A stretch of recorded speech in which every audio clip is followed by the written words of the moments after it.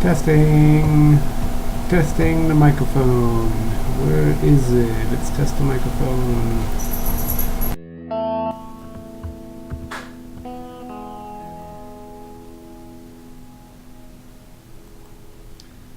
Alright, this is E361 DC Motors Part 2. I will be gone all week. There's no lab as we discussed, and there will be this lecture on DC motors to close it out. And then next week we will get into the systems representation lecture that I talked about previously. So last week we had talked about DC motors and ideal DC motors, then some of the real properties of DC motors, and two of the larger problems we had come across were flux weakening and a neutral plane shift and what that caused. So we also addressed some of the solutions, some of the technological solutions to combat those problems, and one of them, the first one, was a something called an interpole, and those were smaller poles that go in between the main rotor poles.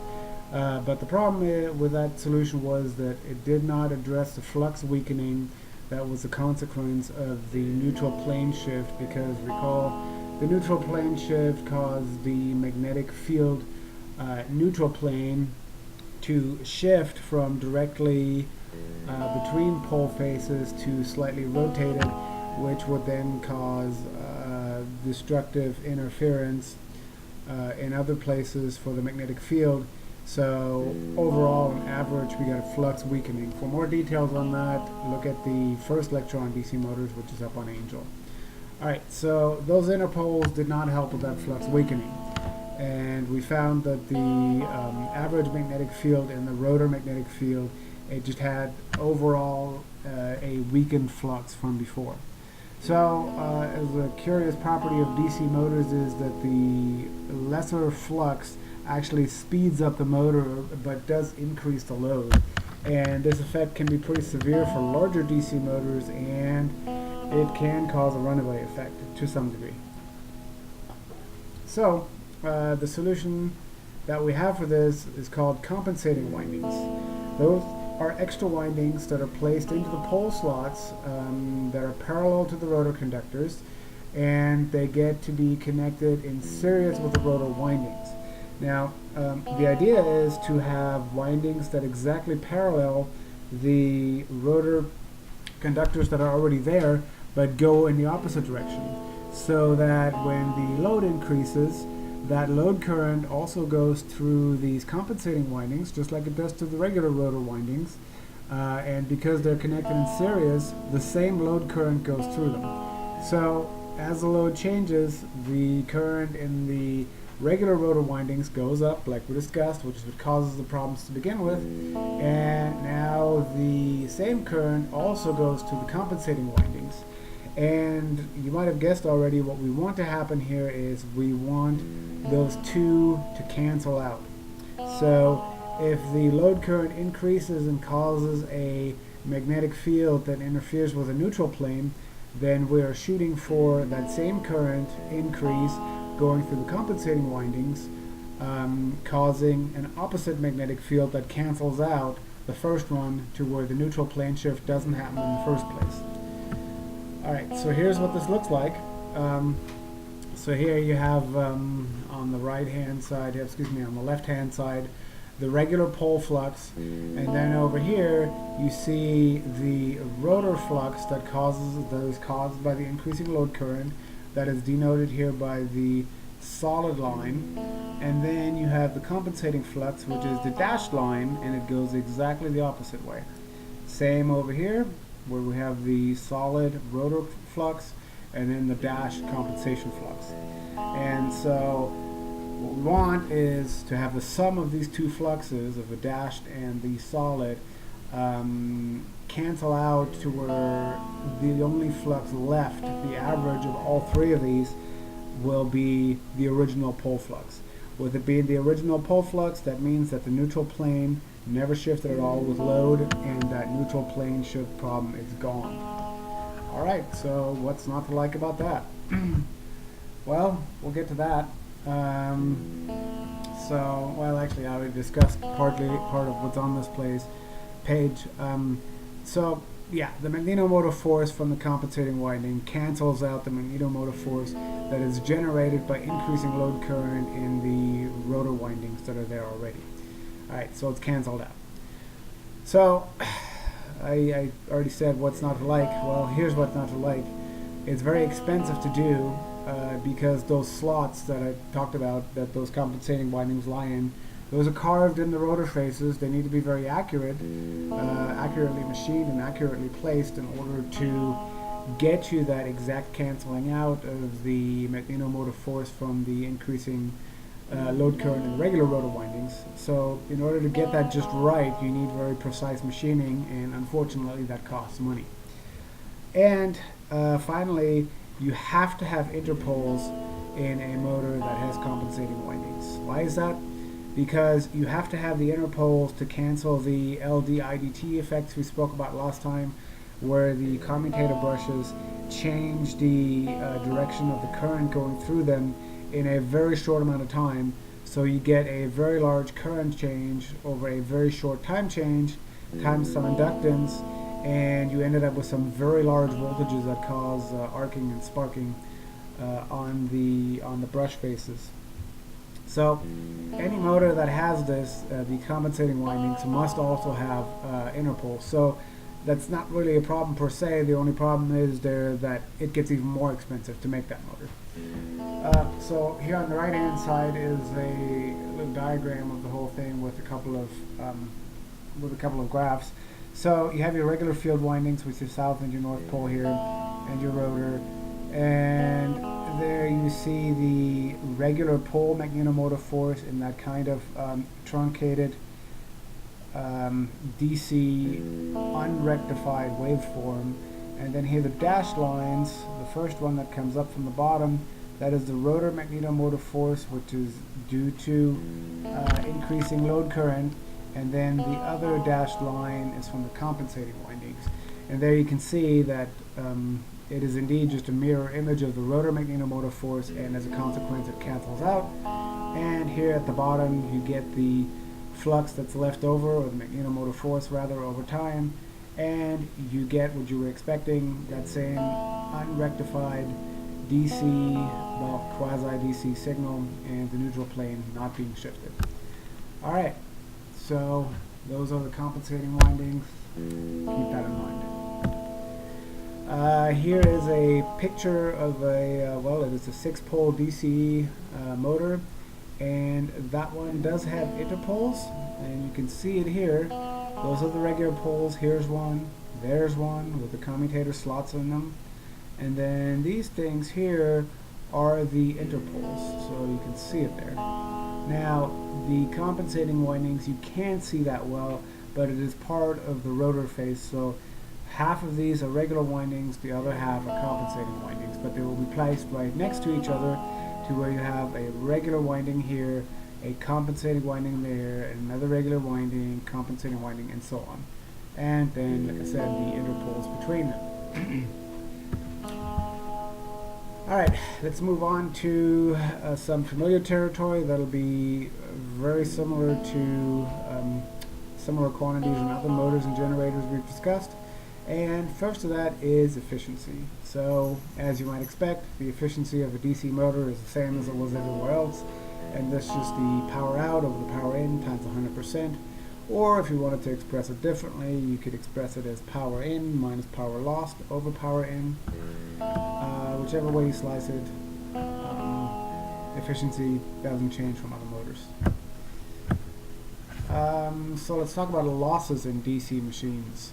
Those are also very similar to what we have in other machines. There's 5 categories of losses, and the first one is, as always, the electrical or copper losses, or also called the I²R losses. So these are actual real resistive losses in the windings of the armature and field circuits. And here the armature circuit, we call that the PA, power in the armature circuit. And that's just the current in the armature circuit squared times the resistance of that circuit. In the field circuit, that power lost in the field circuit is PF, and that's just the field current squared times the field resistor. And by the way, I should take a step back and clarify. Up until this point, we had discussed motors that are, or we had discussed DC motors that have a permanent magnet stator and a single loop wire rotating inside of them, that permanent magnet.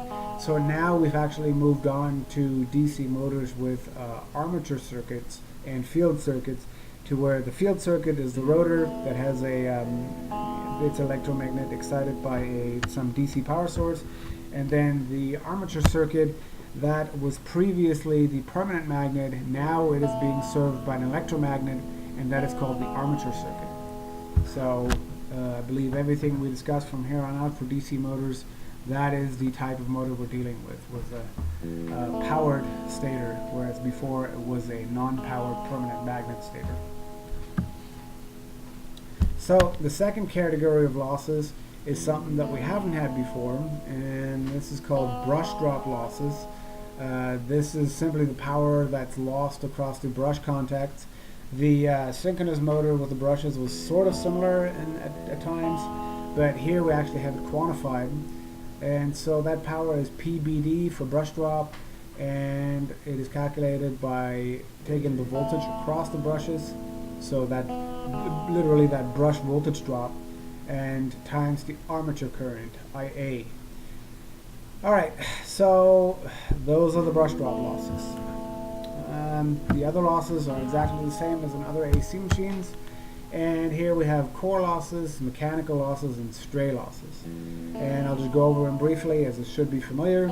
Core losses are due to hysteresis and eddy current losses, and those change with the square of flux intensity, or flux density rather, and as the third root, or the 3.5 root of the rotation of the magnetic field, or the rotation of the rotor.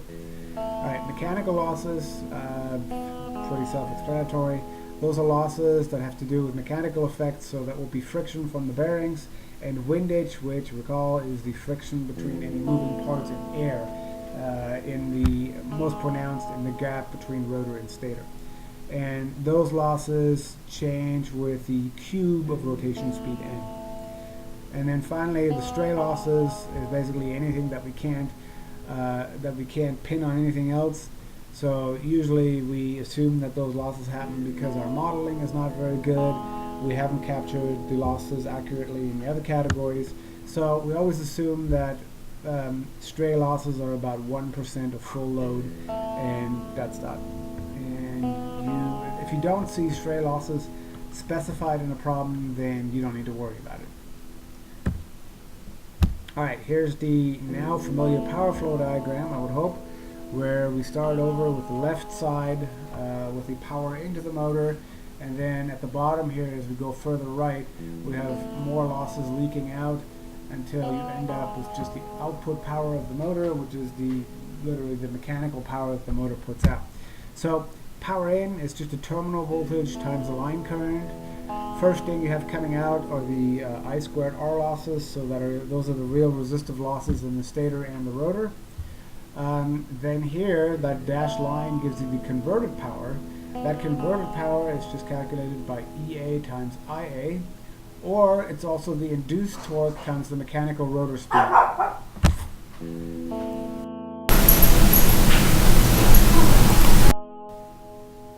So that induced torque times the mechanical speed of the rotor is your converted power.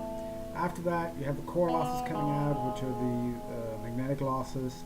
Then the mechanical losses, friction and windage. Finally, the stray losses, and you end up with your power out, which is also calculated by the applied torque times the mechanical speed of the rotor.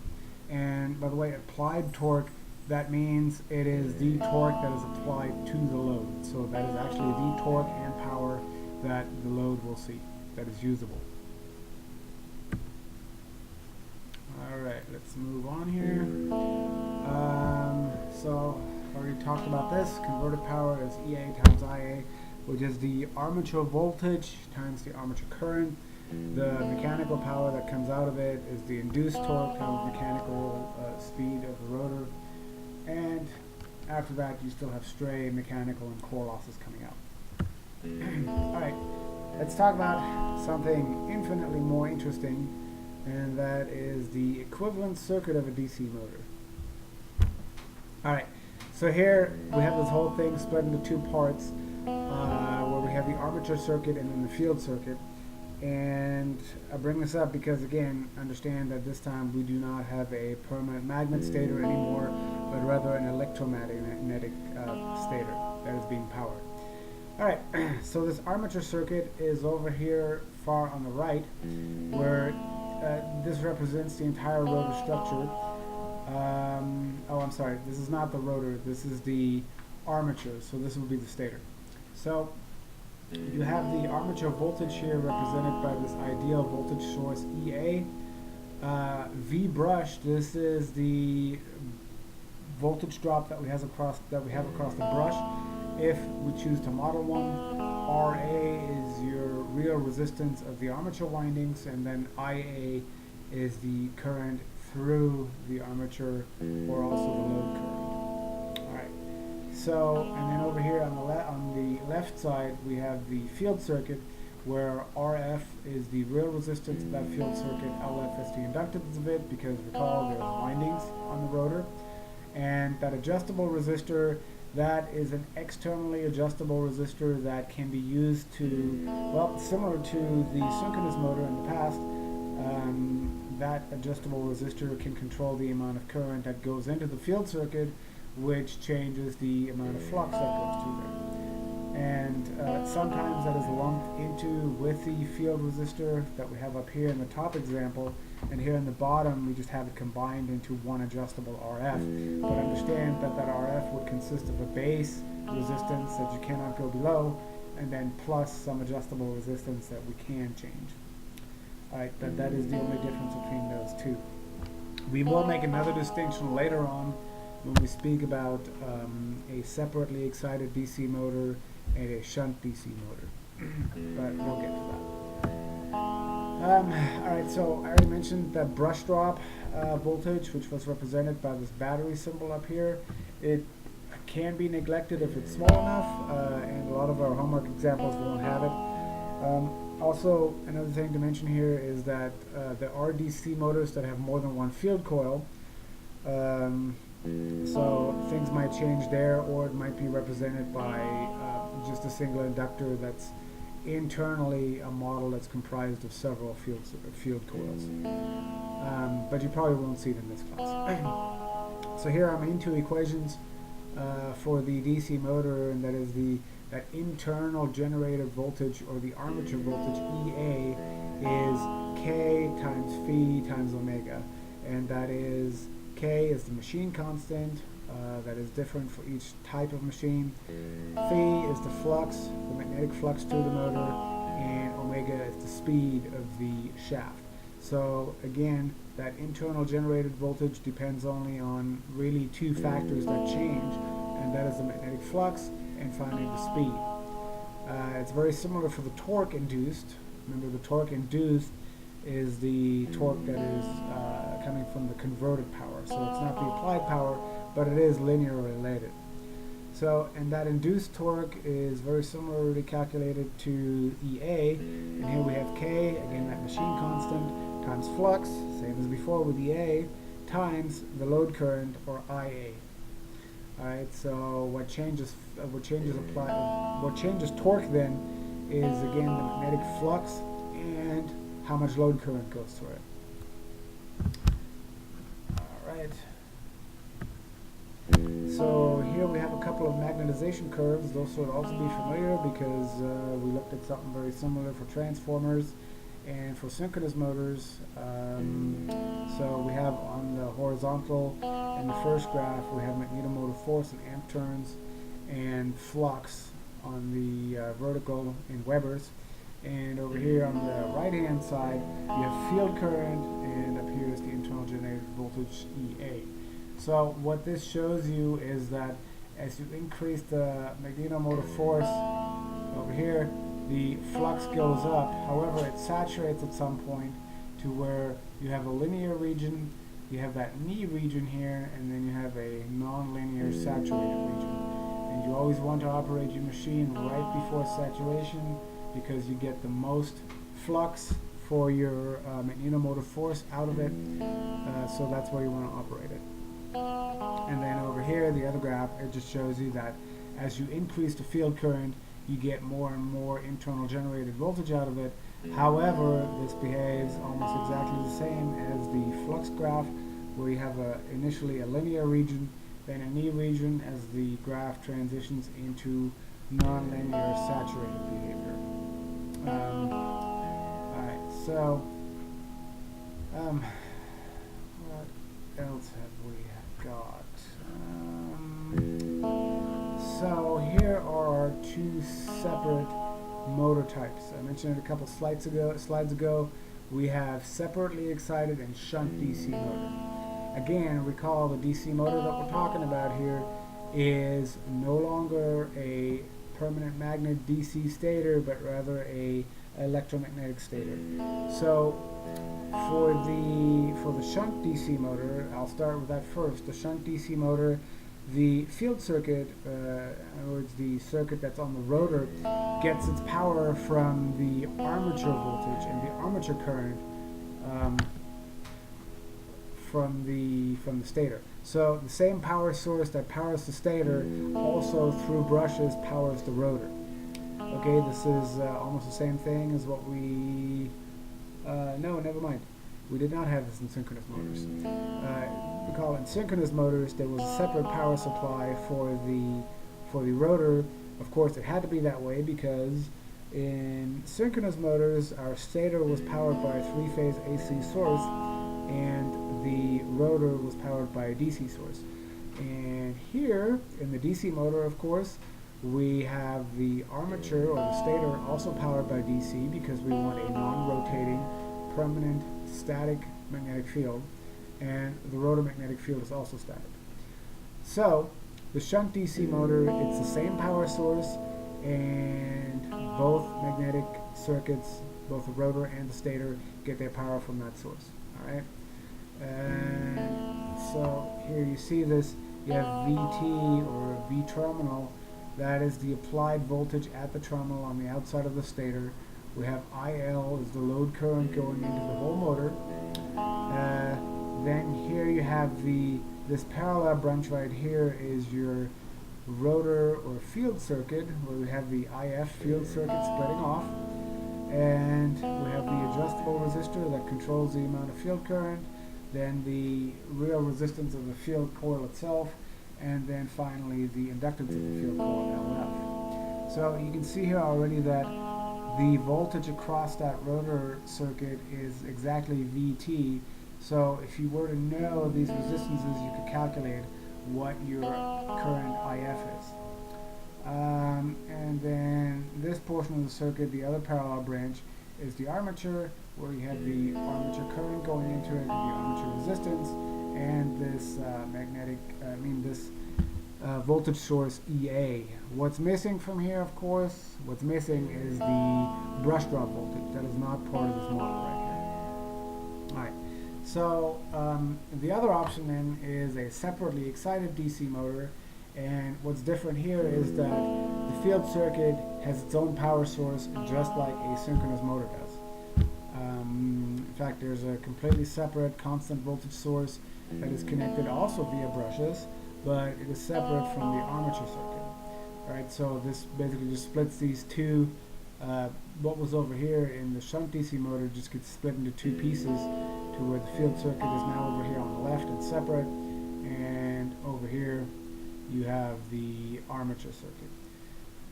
Alright, so the deal is though, if the voltage on the field circuit for the separately excited DC motor stays constant, if we don't change VF and just keep it constant, then there really is no difference between those two circuits. Why is that? Because if you keep VF constant on the separately excited DC motor, then your field current going through the field circuit is also constant. And of course, this is what happens here. If you keep VT constant, then IF also stays constant. Alright, so, and finally, for both of these, the terminal voltage VT can be calculated as EA plus IA times RA. Alright, let's move on to the next slide. And here we want to talk about terminal characteristics. And we've done this before. Here we just plot some machine quantities against other quantities. And here what we're interested in is shaft torque versus the shaft speed. Alright, so first we'll go through a little thought exercise here of what happens in the process. And the process is, how does a shunt DC motor respond to load changes, say load increases? So what happens? Let's think about this. If the load on the shaft increases, then that means that we're increasing the load on the shaft. So initially though, that load torque, because we're increasing load, so that load torque will go up. It will be bigger than the induced torque, and as a consequence the motor slows down. Alright, but because the motor slows down, this also decreases that internal generator voltage EA. Why is that? Well, because EA is calculated as K times the magnetic flux, phi times omega, which is the motor speed. So if the load increases and gets bigger than the induced torque and the motor slows down, that means that voltage EA goes down.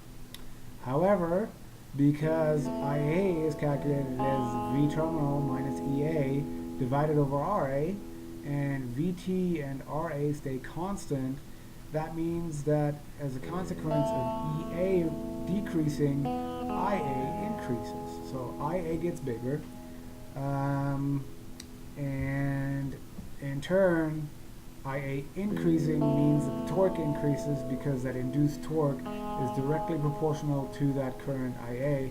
Right here, torque induced is K times phi times IA. So let's recap this. We increase the load on the motor. The load from the torque load will exceed the induced torque on the motor, which slows the motor down, which decreases the mechanical speed omega.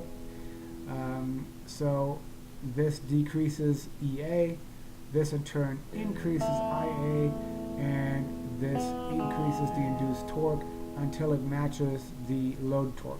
So the end result is that the induced torque matches the load torque, but it does so at a lower speed, omega, than it was before. Alright, here's an expression for it.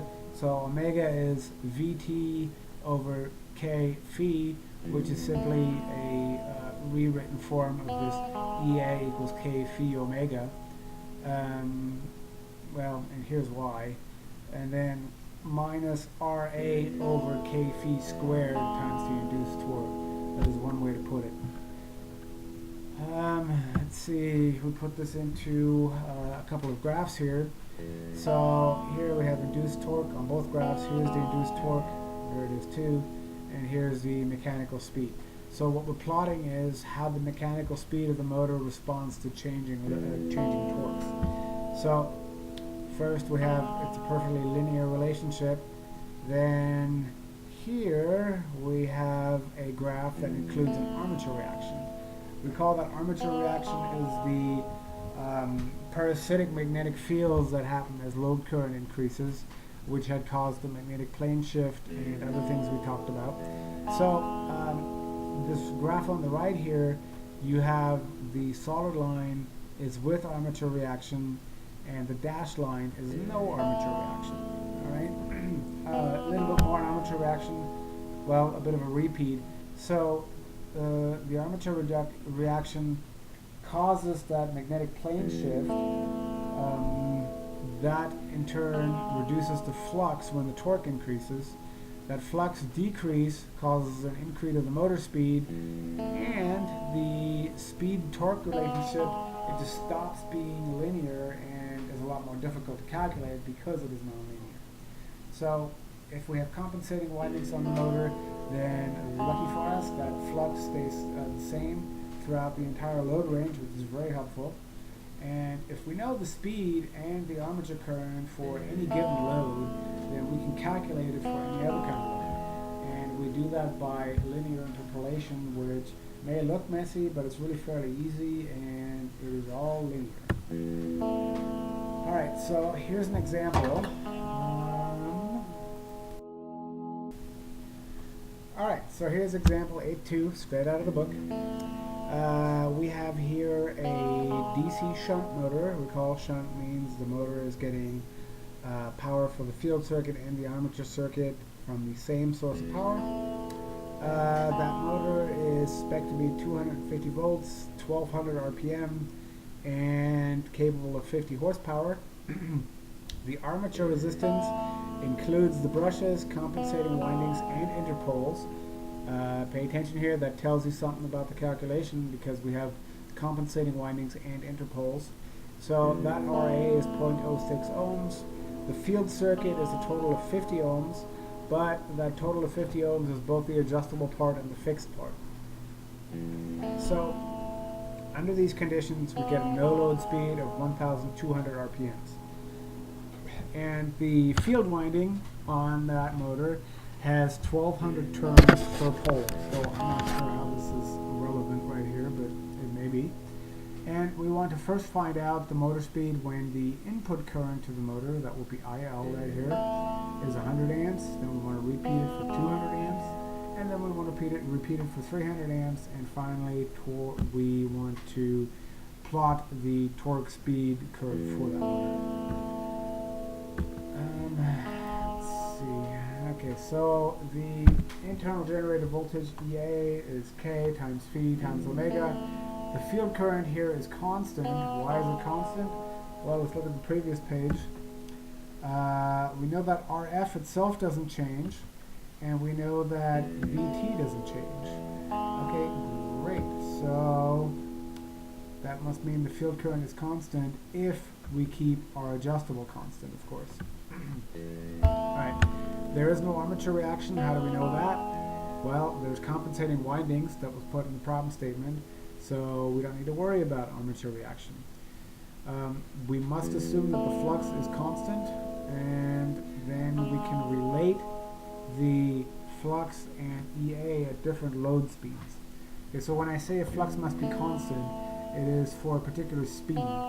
So then here we have that linear relationship here expressed as these ratios, in that EA, we had it up here, EA is K times phi times omega, EA is K times phi times omega, and then here again, so we have EA2 is K phi omega 2, and then EA1 is K phi omega 1. So we have indeed the flux itself stays constant, and then the motor speed itself changes, and we can express this again over here as N2 over N1. Why is that? Well, we're recognizing that K phi and K phi in the denominator and denominator are the same. Those are constant, they don't change. So we just have omega 2 over omega 1, which is a ratio, and omega is the radial speed in radians per second. But since we're just forming a ratio that's unitless, we can also express it as a ratio of speeds in RPM, which is N2 over N1. So you take that, you rearrange it, and you can get a linear relationship for the different motor speeds and different internal generated voltages, just like this, to where we have N2 is EA2 over EA1 times N1. So to tie this right back into the starting conditions of the motor, we had a no load speed 1200 RPM. That means at no load the armature current is 0 amps, and the terminal voltage is the same as the internal generated voltage, 250 volts. How does that happen? Let's look at the diagram here. So we're saying that EA is equal to VT at 250 volts. How can that be? Well, we said here that it's no load and IA is 0 amps. So if IA is 0 amps, that means there is no voltage drop in RA, and that means that the voltage here at this node is the same as it is over here at this node, which is VT. So at no load, it is indeed the case that EA equals VT. So now if we can then calculate that internal generated voltage EA at any other load point, then we can also find the motor speed at any other load point. But we take EA1 in this equation up here, we take that to be 250 volts. That's our reference condition, no load, 1200 RPM, and EA is 250 volts. So for the first case, we put 100 amps in, so with that we can calculate our current IA. Recall that the input current here is IL, so we still have IF splitting off from it, and IA is over here. However, this is fairly easy to calculate because we know what the voltage is across this field current branch, and we know what the resistances are, so we can calculate what that current through there is. Right, so then IA is just IL minus IF. IL, of course, is 100 amps that we put in, and IF is VT over RF. VT, of course, 250 volts. RF, we said, was 50 ohms, so that leaves 95 amps for the armature current. Great.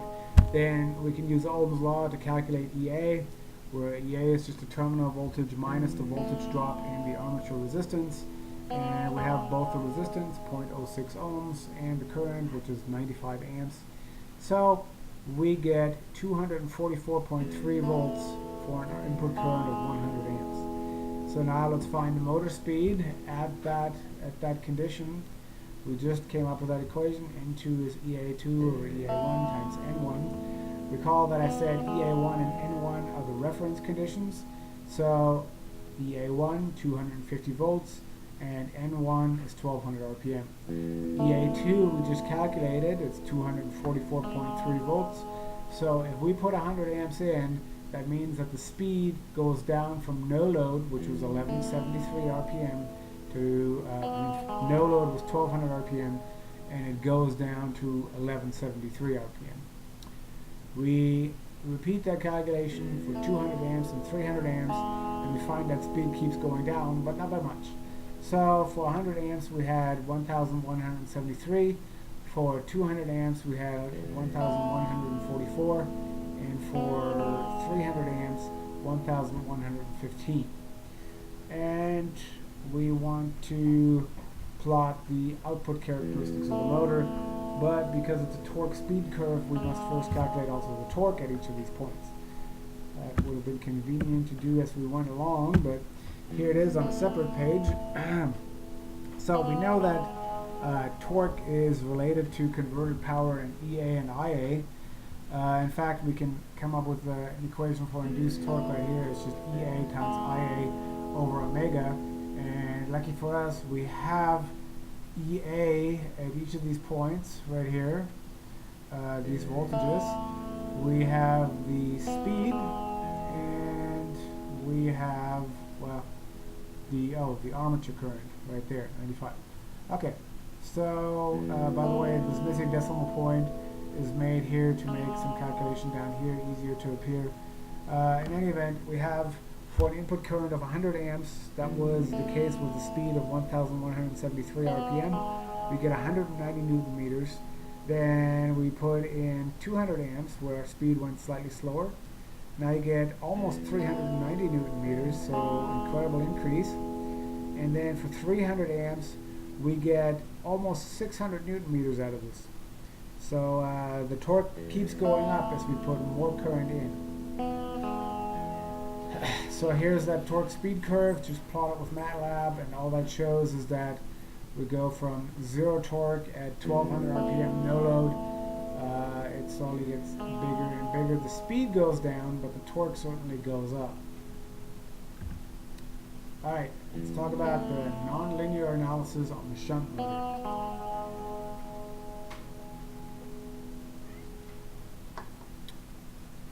So we already know that the internal generated voltage and flux really are nonlinear functions, and they are functions of magnetomotive force. And if we treat it as nonlinear function, then recall back to magnetic circuits and even transformers, that if we get into that nonlinear regime, we need to start looking at magnetization curves, which is what we'll do here, and in at least one example. So, what determines magnetomotive force, of course? Well, the magnetomotive force is determined by how much field current we put into the motor, and by the armature reaction and how severe it is, if it is there in fact. Recall, armature reaction are those parasitic magnetic fields that arise and get bigger as load current increases. Alright, we know that magnetization curve is just a plot of field current versus generated voltage, or vice versa, or magnetomotive force versus magnetic flux. So, and then you use these plots to figure out what the increasing load will do to the magnetization curve, or what the field current should be, and that's how you pick your parameters. So, a little word again on armature reaction is that it causes a reduction of flux, which can cause an increase in speed. But anyway, load increases, flux will decrease, and speed increases. So, here's the expression for total, or the net magnetomotive force for this case. And that's NF, which is the number of turns in the field circuit, times IF, which is the field current, minus the magnetomotive force of the armature reaction. Why is it minus? Because it's in opposition to the net force. So we take that equation and come up with a concept we call an equivalent field current. So what's denoted by this asterisk over it. So what's the equivalent field current? We define that to be as the current that would produce the same output voltage as the total net magnetomotive force. Alright? So, and here's the expression. That equivalent field current then is just the regular field current minus the ratio of the armature reaction magnetomotive force over that number of turns.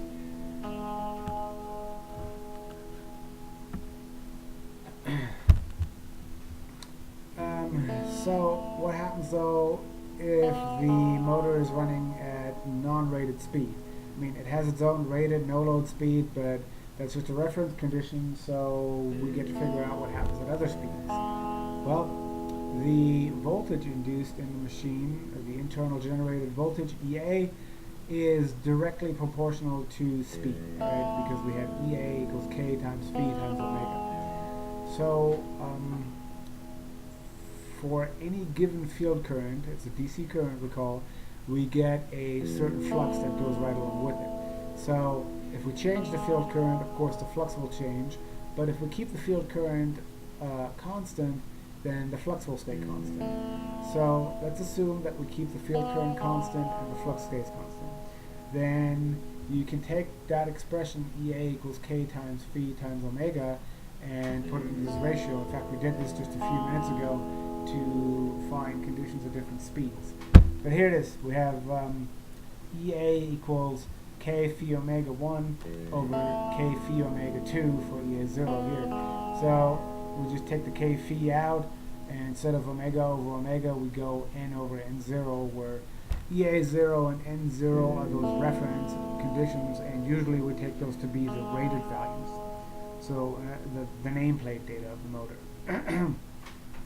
So now if we know those reference conditions, either from nameplate data or from a magnetization curve, and we can calculate or measure EA, then we can find out the actual speed and any other kind of motor parameter. In fact, here is an example that uses just that curve. The example here is 8.3. We have, it appears, the very same motor that we had before, which was a DC shunt motor. It had an armature resistance of 0.06 ohms. It's rated for 50 horsepower, and the reference conditions are 250 volt terminal voltage and 1200 RPM at no load. The shunt winding has 1200 turns per pole, which may come in handy in this problem.